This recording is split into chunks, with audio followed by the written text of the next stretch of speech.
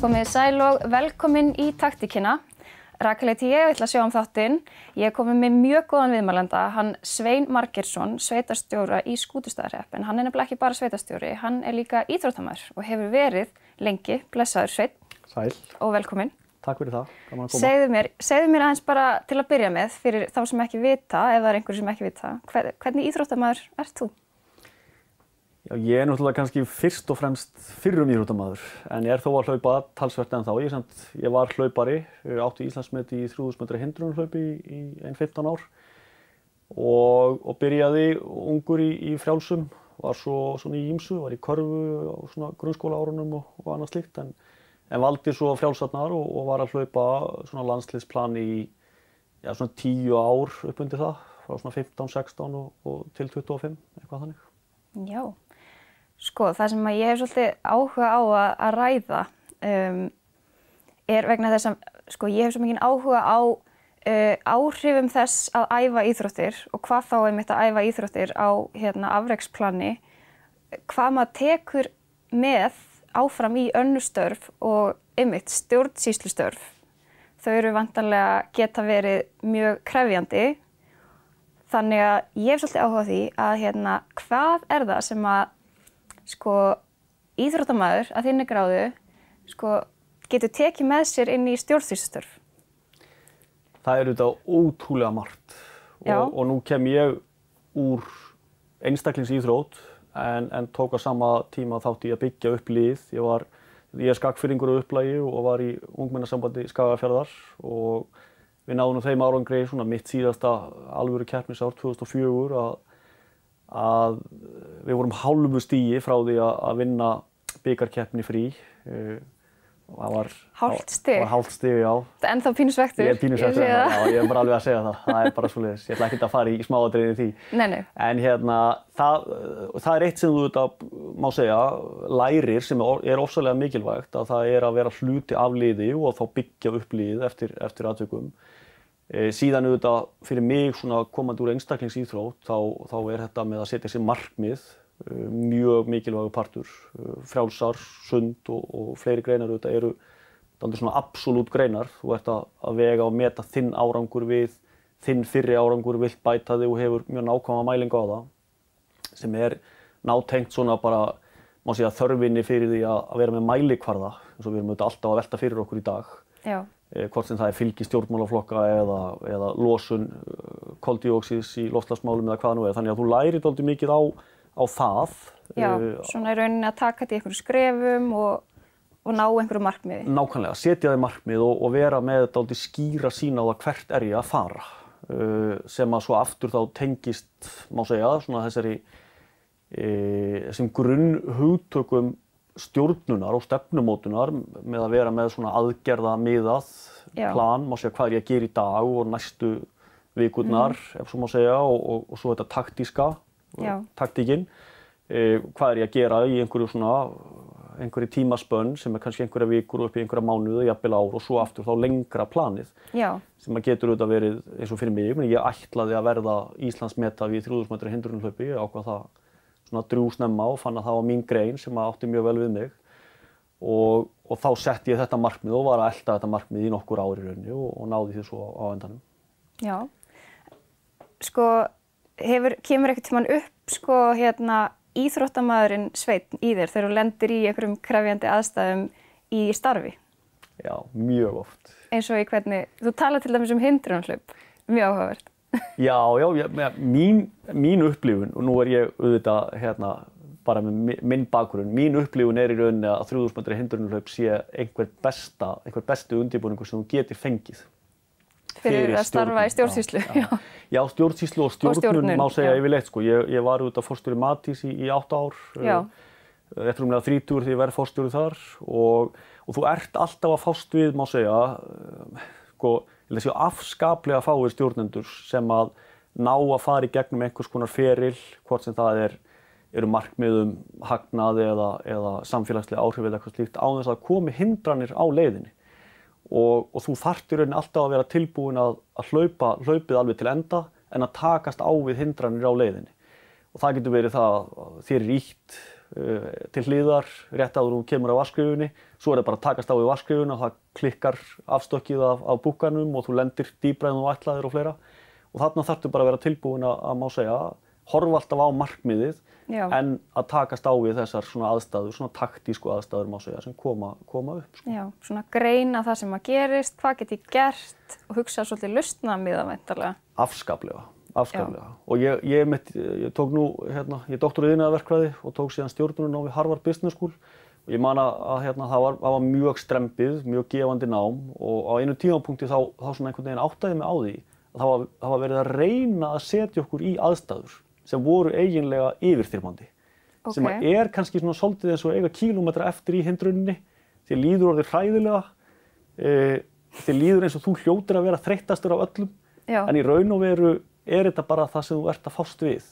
Það bara mikið álag, það mikill hraði, mikla kröfur og þú þarft í rauninni bara að takast á við það bara með þeim hætti sem þú hefur, sem auðvitað bæði þá, má segja, hvers konar stjórnandi ert og hvernig ræktar þú sjálfan þig, má segja, en ekki síður bara með hverjum get ég unnið og hvernig byggi ég upp liðið og þá í rauninni umhverfið, hvaða innviðir, ef við setjum þetta í samhengi stjórnunar, eru fyrir hendi sem að auðvelda okkur að komast þennan síðasta kílómetra.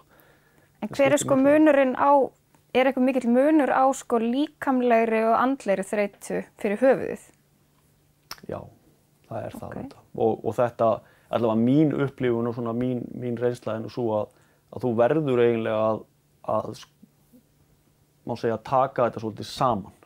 Það er afskaplega erfitt, allavega fyrir mig, að takast á við andlega þreytu án þess að verða pínu þreyttur líkamlega.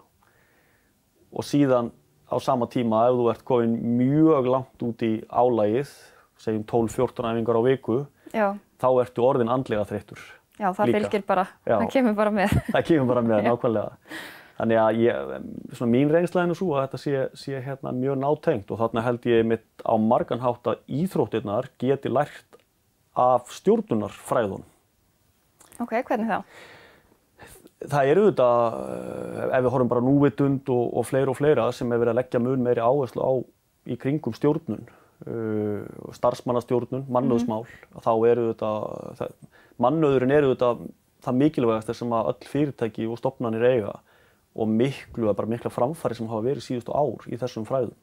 Já, einmitt, það ræktar svolítið þann mannið sem þú ert með og hugsa einstaklinga sem þú hefur, væntanlega.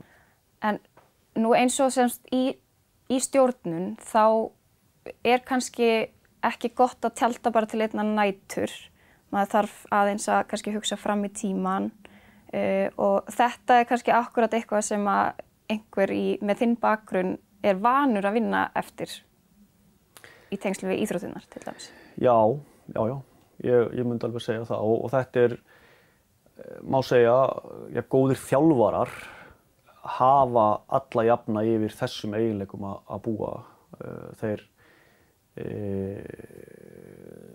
sem þjálfararnir eru með fókus bæði á liðið á hverjum tímapunkti og svo þá má segja úrslitakeppnina núna eða bikarkeppnina eða hvaða nú sem þú ert að horfa á þessu tímabili en síðan þetta langtíma uppbyggingin það sem að kannski raun og veru skiptir máli og það skapar svo aftur kúltúrin sem að gríðarlega stór partur bæði í íþróttum og svo í rauninni í samfélaginu, fyrirtækjakúltúr eða svona samfélagskúltúrin.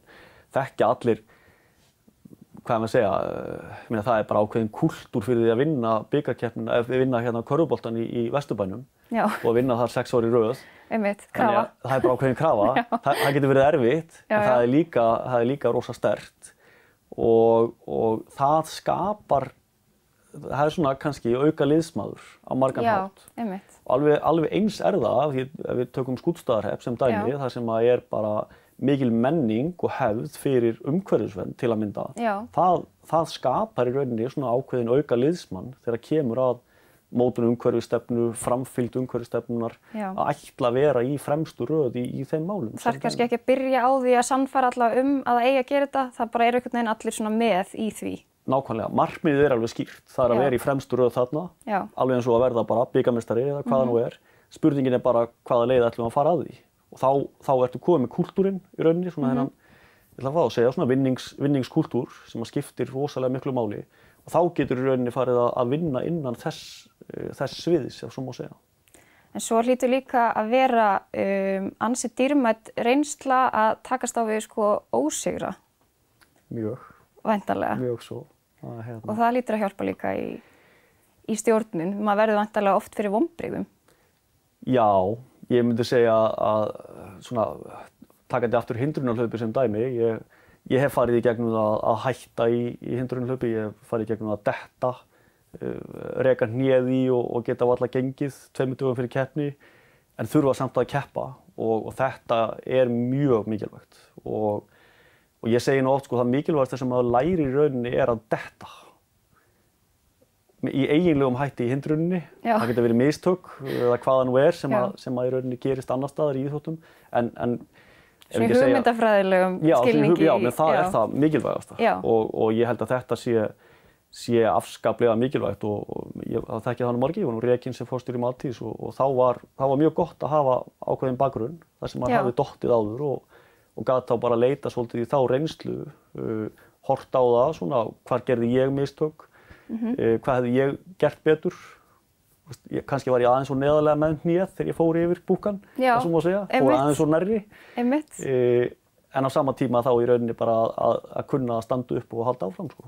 Já, en þetta var ekki fyrsta skipti sem varst rekinn, þú sagði mér áðan að þú hefur verið ungur rekinn annars staðar. Jú, ég var rekinn úr skóla í Varmahlíðarskóla í 8. bekk og það var aftur líka lærdómsríkt og ég hef nú oft velt þeirri reynslu fyrir mér og þá kannski líka svona viðbrögðunum sem skiptir þá mjög miklu máli líka að það skiptir miklu máli fyrir íþróttamannin að hafa, má segja, stuðning þegar að mistökin eru gerð, þegar eitthvað kemur upp á, en á sama tíma að fá að vinna úr sínu.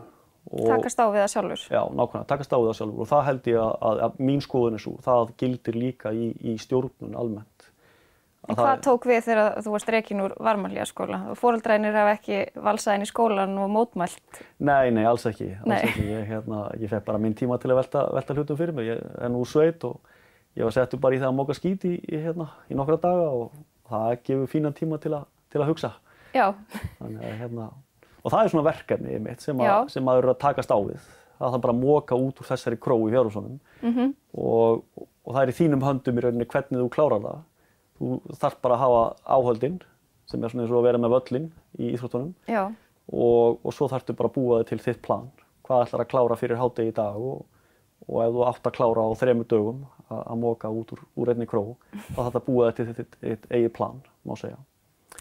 Sem að er aftur bara beintenging við bæði íþróttir og svo aftur stjórnunina. Men ef við ætlum að takast á við loftslagsmálin og í rauninni svona loftslagsvána, þá þurfum við sjálf að ákveða að gera það, vera með menninguna sem að þarf til að gera það og svo búa okkur til planið, bæði fyrir daginn í dag og svo má segja fyrir svona næstu misseri og næstu ár. Já, einmitt. Sko, nú ætlum við að fara í stutt auglýsingahlé, en þetta er nefnilega mjög áhugaverð umræða. Við ætlum að halda áfram aðeins að ræða svona áskoranir og hindranir sem maður lendir í og hvernig maður tekst á við það. Við ætlum að fara í stutt auglýsingahlé, ekki fara langt.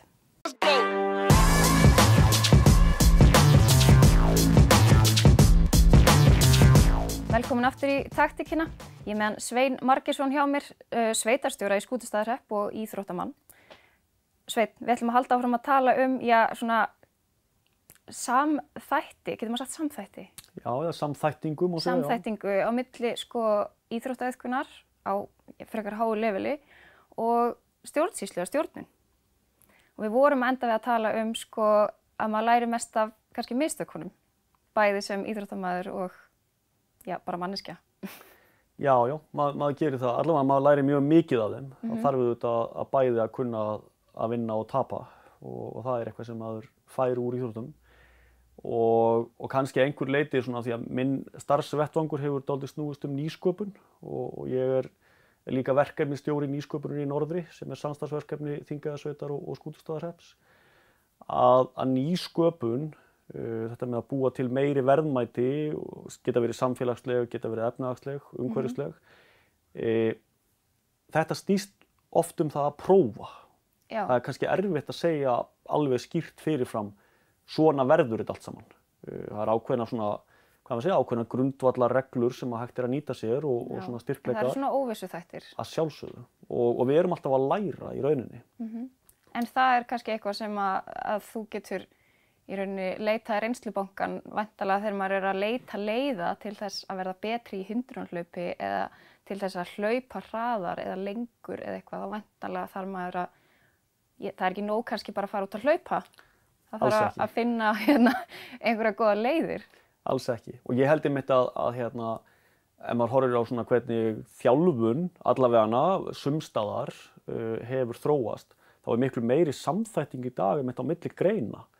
Mikið það að menn sé að taka, segjum, styrktarþjálfunum, mitt úr frjálsíþróttum inn í boltagreinar, ýmiss konar, fimleikaþjálfun, má segja, og byrjar kannski þar. Já. Það er svo aftur í rauninni oft svona ferill frumkvöðursins, að þú byrjar kannski á einum stað og færir þig svo yfir í annað og þá með reynsluna úr öðrum geirum, og þetta er á margan hátt svona ákveðin forsenda fyrir uppbyggingu hringrásar hagkerfisins sem að við erum mjög upptekin af í Þingeyjarsveit og Skútustaðahreppi. Við finna svona nýjar tengingar og nýta hluti öðruvísi. Nýta betur það sem við, má segja, erum með. Staðreyndin er auðvitað svo að íslensku landbúnaður flytur inn meir en 100.000 tonn af fóðri til að nýta í svona sem aðföng í dag. Önnur kannski 50.000 tonna áburði. Við erum dálítið að spyrja spurningarinnar með allt þetta landrými sem við erum með. Hvaða tækifæri höfum við til þess að í rauninni framleiða meira í héraði, þá bæði af matvöru en líka aðföngunum sem þarf til að framleiða. Og þetta er kannski einhver leyti bara eins og að vera íþróttamaður í, ef að segja, takmarkaðri aðstöðu. Já. Það er ekki alltaf hægt að flytja inn þjálfaran eða flytja inn alla aðstöðuna sem þú vilt nýta þér. Heldur verður það að nýta það sem þú ert með bara heima hjá þér. Já. Öðlast þekkingu sem er auðvitað orðið miklu auðveldara heldur en það var. Lesa þig til um þjálfunina og fara á sundnámskeið á netinu eða hvað það er sem fólk gerir. Þannig að þarna aftur, allavega ég hef nýtt mér minn svona bakgrunn og reynslu úr íþróttum dálítið inn í þennan geira. Já, og svo líka einmitt það sem við höfum rætt er að stundum að sjá sko það sem að öðrum geti þótt vera eintómar áskoranir að kannski horfa á einhverjum öðrum augum og sjá það sem styrkleika. Nákvæmlega.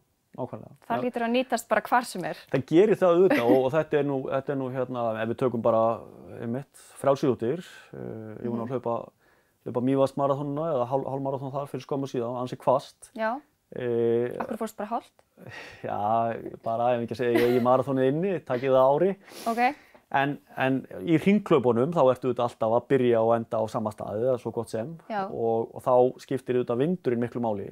Og það er hægt að mæta á staðinn ef það er einhver gola og hugsa, þetta verður ekki gott, það er alltaf hvasst í dag. En þú getur líka hort þannig á það að það eru allir að eiga við þetta. Og það er bara spurning hvernig þú allir að nýta þér þessa áskorun sem tækifæri fyrir þig. Og aftur ef ég færi mig yfir í loftslagsmálin, svo vorum við að ræða hérna áðan, þá held ég að skiptir rosalega miklu máli í rauninni fyrir landmikil sveitarfélög eins og Skútustaðahrepp og Þingeyjarsveit að horfa dálítið til þess hvað tækifæri felast í því að vera í fararbroddi í loftslagsmálum. Við vitum að stærsti hluti losunar á Íslandi er frá landi. Við vitum líka að stærstu bindingamöguleikarnir á koldíoxíði eða kolefni er í landi. Þannig að ég held við eigum að horfa dálítið á þetta svona skilgreina okkar tækifæri. Fullt af möguleikum að hafa fullt af landi, væntanlega. Algjörlega. Þetta er eins og að vera með kannski mjög stóran, öflugan íþróttavöll. Mögulega vantar einhverja inn í liðið, mögulega vantar þjálfara, mögulega vantar að skilgreina, má segja, okkar styrkleika og í rauninni trú á okkar styrkleika í liðinu. Það er ekki sjálfgefið að þurfi allir að spila sömu vörnina eða sömu sóknina. Nei, einmitt. Þetta hlýtur að sko vera, oft er held ég erfitt í stjórnun og stjórnsýslu að hugsa í sko tækifærum og möguleikum. Er fólk ekki kannski oft mikið að hengja sig í áskorunar og það sem er erfitt og það sem þarf að yfirstíga. Ég get alveg ímyndað mér að það sé erfitt. Maður er oft takmarkaður af fjármunum, maður er takmarkaður af kjörtímabili eða einhverju slíku. Hvernig tekst maður á við það? Ég nú þetta kannski ekki með eitt svar í þeim efnum Nei. og ég nýgræðingur í sjálfu sér í sveitastjórnarmálunum sem slíkum. En mín reynsla svona af öðrum vettvangi og það sem ég hef séð í þessum geira er kannski, ef maður dregur þetta saman á mjög einfaldan hátt, þá snýst þetta í fyrsta lagi hverjir í liðinu. Já. Hvaða svona kúltúr skaparðu í liðinu.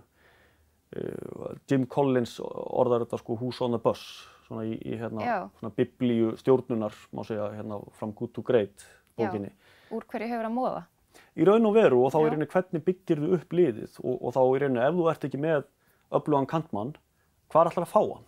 Já. Það snýst líka það. Eða hvernig býrðu til öflugan kantmann úr einhverjum sem þú hefur? Nákvæmlega, sem í rauninni sko, má segja, strategíski hlutin. Mögulega vantar þið einhvern í liði núna sem verður svo aftur fyrirmynd fyrir unga leikmanninn síðar. Já. Sem er þá einhvers konar taktískur hluti og svo í strategíu nálguninni þá ertu komið með öflugan, má segja, heimamann sem þú ræktaðir upp bara frá grunni sem þekkir aðstæðurnar, hefur kúltúrinn og styður við hann. En þetta eitt. Númer 2, það eru gögn. Og þetta auðvitað eitthvað sem íþróttirnar hafa nýtt sér í miklu meira mæli. NBA rosa gott dæmi. Já, svona statistík í rauninni. Statistík, bara statistík. Þetta bara það sem við verðum að byggja ákvarðanir á. Við getum talað hversu margir kílómetrar eru af vegum í Þingeyjarsveit sem ekki bundnir eða með bundnum slitlagi. Við þurfum að vita þetta og þá getum við tekist á við það í rauninni, breytt myndinni. Hvernig þá aftur til að tengja saman, nýtum við þá vegi sem eru fyrir hendi til þess að má segja, minnka fjarlægðir, búa til tækifæri. Og þá kannski enda með því að við förum að spila bara út á 3 stiga skytturnar en ekki að keyra alltaf inn undir körfuna. Nei, eins og NBA hefur í rauninni breyst. Já. En til þess að taka þá ákvörðun, þá þarf fólk að geta tekið rökræðuna. Já, og vera með eitthvað til að styðjast við. Nákvæmlega. Þannig að rétta teymið, nægileg gögn og þá að safna þeim og byggja þau upp og síðan í rauninni að taka góða rökræðu það hvaða leið ætlum við að fara. Og þetta einmitt eitt sem ég hef verið pínu hrifinn af eins og inn í Mývatnssveit eða Skútustaðahreppi. Þar fólk bara tilbúið að taka rökræðu hlutina. Og það enginn sem bara, þetta alltaf verið gert svona, burt með ykkur. Auðvitað koma slík sjónarmið upp eðlilega og það eru ákveðin sjónarmið, en það ekki einu sjónarmiðin sem eru til umræðu. Nei. Það alveg eins í rauninni ef við horfum á íþróttirnar að það ekki sjálfgefið að þú að hlaupa bara nákvæmlega eins og Satopek hljóp fyrir hálfri öld síðan. Nei. Það alveg ljóst. Í fyrsta lagi ert þú ekki hann og í öðru lagi þá kannski getur þú eitthvað sem hann ekki getur. Algjörlega og breyttir tímar og auðvitað tæknin hefur breytt gríðarlega miklu. Sjáum í rauninni ef við horfum til maraþonið. Það hefði engum dottið í hug fyrir 30 árum síðan að það væri hægt að hlaupa maraþon á undir 2 klukkutímum. Nei, einmitt. Þú veist, með þessa breytu sem þú heldur að geti aldrei orðið önnur en síðan gerist kannski eitthvað. Ég man til þess mjög vel eftir því að þegar ég spilaði fótbolta, ég svolítið alin upp hjá Þór Káa og til að byrja með þegar ég var að fara upp í meistaraflokk, þá var eiginlega bara flestar ferðir sem við fórum að keppa voru bara til þess að tapa. Við vissum bara að við værum að fara til þess að tapa. Þetta var einhvern veginn bara, þú veist, við vorum að tapa kannski 7-0, þú veist, 10-0 eitthvað fyrir, þú veist, þessum stóru liðum fyrir sunnan, þú veist, Breiðablik og KR og Val og þessum liðum og maður var einhvern veginn bara svona, svo lítill, fór bara pínu lítill suður og kom ennþá minni heim, sko. En svo fengum við þessast þjálfara, og ég man bara eftir þessar breytingu sem að, bara hafnaði þessu. Og spurði bara, ert þú ekki líka bara búin til úr beinum, kjöti, blóði? Er þetta ekki bara bein, kjöt og blóð eins og þær? Er þetta ekki bara manneskjur eins og þið? Jú. Af hverju ættu þið þá ekki að geta unnið þær, alveg eins og þær ykkur? Nákvæmlega. Og þau bara breyttu bara þessari hugsunarhátt og það er svo oft spurning það, einhvern veginn, að bara þora að hugsa hlutina aðeins öðruvísi heldur en allir eru búnir að vera að gera. Algjörlega. Og í rauninni, sko, ég geti sagt mjög svipaða sögu. Það nú svona fjölskylda frá Ökrum í Skagafirði sem að öðrum ólastöðum eigi nú stóran part í svona mínum bakgrunni, má segja sem íþróttamanni. Gunnar Sigurðsson frá Ökrum sem að býr nú þar ennþá og hann í rauninni svona fyrsti þjálfarinn minn, má segja. Og það ekki fyrir en kannski orðinn 13-14 ára gamall og síðan síðan tekur Gísli, bróðir hans við og fjölskyldan svona mikið í tengslum við þetta og það svo aftur svona þetta stuðningsnet sem skiptir svo miklu máli, gríðarlega miklu máli og þá aftur, ef við tökum bara mann eins og Gísla Sigurðsson sem að þjálfaði mig hana kannski á svona mínum mótunar árum, það mjög sambærileg sjónarmið. Það bara býta af hverju skildir þú ekki geta verið bestur. Einmitt. Sem að skiptir rosalega miklu máli og þá aftur, ef við setjum þetta í samhengi stjórnunar, það ekki sjálfgefið í dag að stærðar hagkvæmni séu yfirburðir í rauninni fram yfir samþætta samþætt fyrirtæki sem að nýta sína staðbundnu styrkleika. Það bara alls ekki sjálfgefið. Og það mjög áhugavert til að mynda að skoða, ef við horfum á lista yfir 10 stærstu fyrirtæki heims, svona 2007-2008 eitthvað svoleiðis, og berum hann saman við 10 stærstu fyrirtæki heims 2017-18, ég man ekki þessi ártölu nákvæmlega. Nei. Minn að séu 3 fyrirtæki sem eru á báðum listum. Sem eru á báðum listum, já.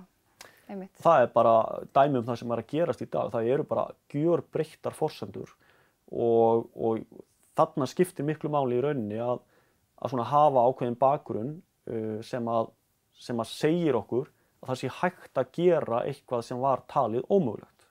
Einmitt.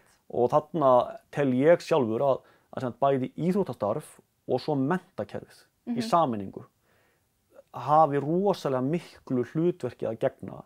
Að einhverju leyti að kenna, nú er orðið það rétt sko, svo þetta hljóma ekki hræðilega, en að það að kenna fólki pínu að vera óhlýðið. Já, en á sama tíma að láta reka sig úr skólanum. Ég ekki að mæla með því endilega. Nei, að grínast. En svona pínu kannski að svona skora þessa hólm, það sem að við teljum að sé sjálfgefið. Gagnrýni hugsun, nákvæmlega. Algjörlega. Og ekki bara gagnrýni hugsun, heldur að gera eitthvað í því. Og það kemur íþróttamegin svo sterkt. Þú prófar nýju æfinguna, lætur bara vaða, ferð í 6 vikna prógram með nýju nálguninni og sérð hvort þú komir sterkar út.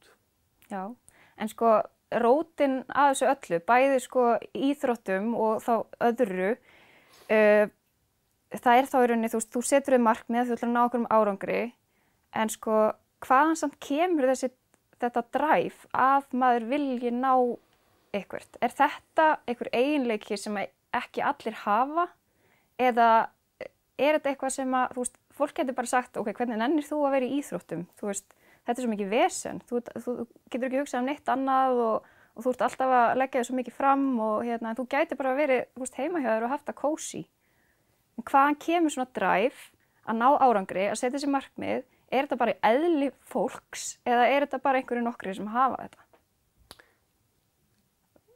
Þetta náttúrulega verið skoðað dálítið og ég hef svo sem ekkert öll svörin þarna, en svona mín upplifun og ég myndi vilja svara þessu þannig að þetta blanda.